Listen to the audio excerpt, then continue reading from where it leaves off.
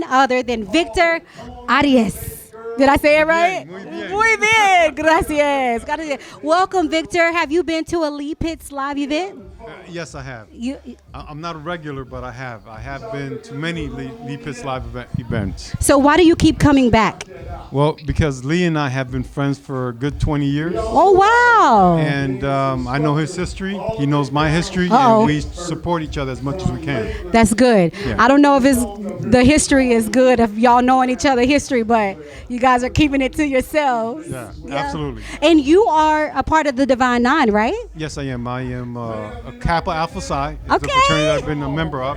And actually, I've been a member of Kappa Alpha Psi for over 30 years. Over 30 years? Yeah. Wow. So- A Kappa legend, guys. I wouldn't go that far. Thank you. Absolutely. So we're so honored to have you here. Tell us a little bit about yourself. Okay. I'm originally from the Dominican Republic.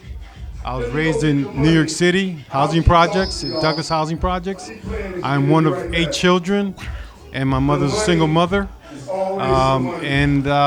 You know, as life goes, sometimes, especially as teenagers, we're all knuckleheads. Yeah. We need to learn and Yeah. grow up. But I've been very blessed. I've gone to prep school, private school, boarding school on scholarships. I've gone to Hamilton College in upstate New York. I got my degree. And I also, believe it or not, I also studied in Spain abroad. And I encourage all people, every student, to get that opportunity, especially when you're at universities, because you have that protection, Yeah. which is fantastic. So I encourage each and every person that goes to college to consider going abroad, because it opens your eyes. And while there, I got to travel to Africa. And What part of Africa did you go to? I went to Morocco. Oh. And after that, I went to Tanzania? No, not. I didn't get to Tanzania, but I got to go to Kenya. I went to I Kenya. love Kenya. Yes, it's beautiful. So those are the experiences that I believe we can all have, especially coming from my background. You know, my mother didn't have much money, and we're from the housing projects. And So I'm glad you brought that up, because I was going to segue into that. When you talk about having the opportunity to study abroad, a lot of people who are less fortunate feel like they don't have that opportunity. Can you tell people who are watching how they can go abroad without having a lot of money or a silver spoon? you know, absolutely, and certainly I didn't have a silver spoon. And, you know, like I said, if you get that opportunity to go to college, okay, every college has that connection to apply for a program abroad. Oh. And me being who I am, not having money, I was also able to find a job. So I worked in Madrid, Spain for, I think, 3 to 4 months. Wow. And I made enough money or saved enough money to travel, you know, go north of Europe, you know, Paris, Portugal, and all those countries. Wow. And also go further south Yeah. in North Africa, Tangiers, and also, like I said, Morocco, Casablanca. You know, it's just, look, I think it's available. Okay. But if you desire to do it, you can do it. I think the opportunities are out there. Yeah. And you don't have to be a rocket scientist, because I don't think I'm a rocket scientist. I'm just a person with a good heart, and I'm just here to try to help as many people as I can. I love that. I love that you said you don't have to be a rocket scientist if you desire it. Right. Yeah. So if you desire to go and travel the world, you can do it. Right. So, And you know what? Let me one more thing. yes. I studied Spanish literature in college. Okay. Spanish literature has nothing to do with the law. All right, and then I became a lawyer. And it's not because I studied Spanish literature, it's because that was part of the journey. Okay. Okay? But like I said, you don't have to be a rocket scientist. And if there's a will, there's a way. There's a way. Absolutely. Absolutely. So you're a lawyer. Yes. You guys hear that? What kind of lawyer are you? Okay. I am, the expression is I chase ambulances or represent people who have been injured in car accidents. I represent people who have been injured at work. And I also do cases against the school district. And I do a little bit of criminal defense. Okay. So if you slip and fall, you know who to call. So I'm glad you brought up the school district because let's talk about it. You're actually getting ready to run for superintendent. I'm already running. You're running. Yes, I'm Okay. running for superintendent. And you know, just people say, well, what does an attorney have to do with the school district? What experience do you have? And I will say, 25 years ago, I was recruited by the Lee County School District Okay. to represent the superintendent. And before that, 5 years before that, I represented the superintendent at St. Lucie County, which is across the state. Okay. So I have 7 years basically working for 2 school districts.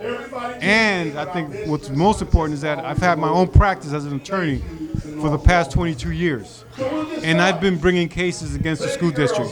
I've been representing students, I've been representing school teachers, and I've been representing other employees, bus drivers, and other staff workers, custodians that work at the school district. So I have a lot of experience.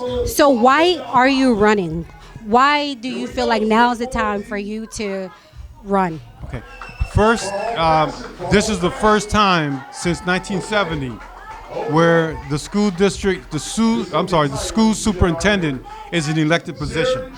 Before that, it was always appointed, meaning the school board, the 7-member school board would spend a whole lot of money marketing to try to attract and recruit a good superintendent. Yeah. However, basically the past 20 years, every superintendent that they have hired has either quit, right, or been fired in the first 2 years. So there's a lack of leadership in the school district, and unfortunately, the school district student achievement has been in a decline for many, many years because the same people have been there doing the same thing, expecting to have a different result. And the reality is, if you don't change and you have the same people there, you're going to continue to have a declining system and the same results. Yeah. So yes. So why should someone vote for you? Oh, well, I'm very blessed. I think I'm a nice guy, and my mother made sure that I have a good heart. So I give a lot. I volunteer a lot with a lot of organizations, nonprofits, and I think that my experiences both in the school district and outside the school district gives me a more broader perspective than a person who's been in the district for 30 years. Yeah. So I think that I'm more than qualified. More than qualified. And prepared to take on the leadership to help student achievement and to improve the recruitment of teachers and also, just help the morale. Yeah. Because it's not, the morale's not very good at the school district. And also I want to be accountable. I think accountability, 60% of the budget that we have with the school district comes from taxpayers' dollars. Okay, 20% comes from the state, and 20% comes from the federal government. Wow. So if you have that 60% comes from your tax dollars, comes from my tax dollars, I think that I have to be accountable for every cent, every penny that comes across. Yeah. Okay. And the other thing about this, the other issue is we have to keep or create a bridge or closer, or create a bridge that's closer for the parents, students, and educators. Okay. Because the parents are not, they're not encouraged to come and be a part of the education. Okay. Because without the parents' involvement, you're not going to have successful kids. Yeah. So there are programs that the school district has, and they paid a lot of money for these apps. However, they haven't taught the parents how to use them. So what's the point of having invested all this money when you have not taken the time to show the parents, to teach the parents how to use them? Yeah.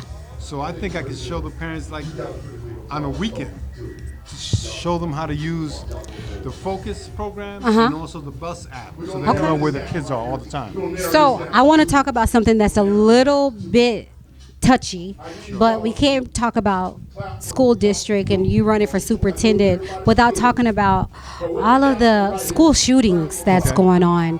Do you have a plan to alleviate the possibility of school shootings? Okay. I mean, look, we have to, on a state level, on a national level, we have to reduce the number of guns that are in the streets. Yeah. Because most of these kids don't want to hurt each other. And I think with less guns out in the streets, we'll be safer. Yeah. Also, Yeah. the other thing is this, and I spoke to my daughter about this, and she brought it up. And I have 2 kids in the school district. They're both seniors in high school. Wow. So we spoke about it. She said, look, what a lot of the students need is mental health assessments So and counseling. true. So true. So as long as we can get the parents involved to agree to the mental health assessment and evaluation, I think that would reduce a lot of the stress. Okay. I agree. And the potential Yeah. for people going off Yeah. on each other. Because look, every test that you take, you're either gonna do very well, or you're gonna do okay, or you're gonna do poorly.